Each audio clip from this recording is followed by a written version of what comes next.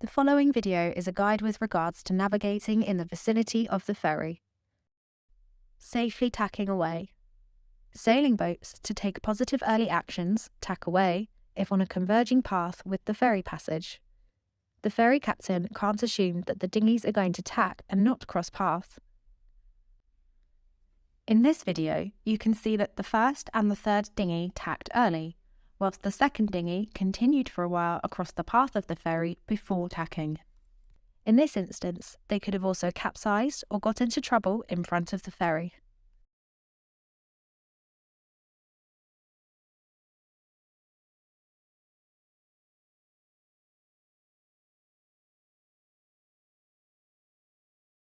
Navigating on the correct side of the river. If approaching the ferry whilst navigating on the incorrect side of the river, the port side, and other boats are on the correct side, then this creates a ferry sandwich, thereby compromising or obstructing the safe passage of the ferry. In this first clip, you can see a yacht navigating correctly on the correct side of the river.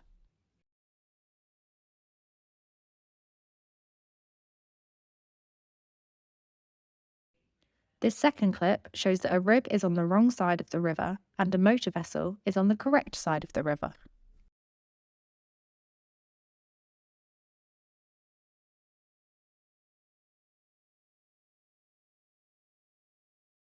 Crossing the channel safely. Allow plenty of time before crossing the channel ahead of the ferry, especially when sailing in light airs. Position in channel. Be aware of positioning in relation to channel and effects of wind and tide.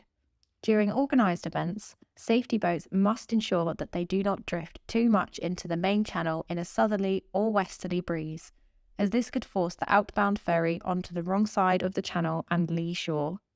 This situation is compounded if inbound boats on the correct side of the channel need to pass.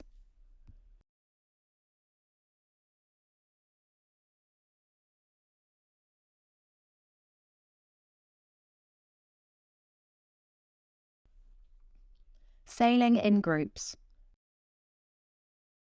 Often, when sailing boats are following each other, including racing, and one crosses ahead of the ferry, the others follow. While there may have been time for the first boats to cross safely without impeding ferry passage, this may not be the case for following boats.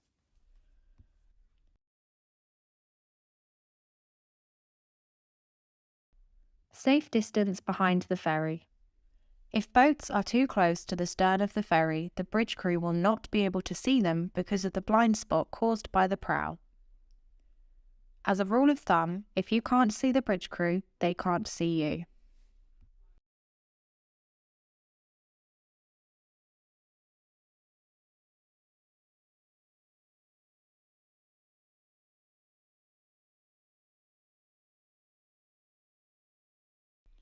Mooring operations.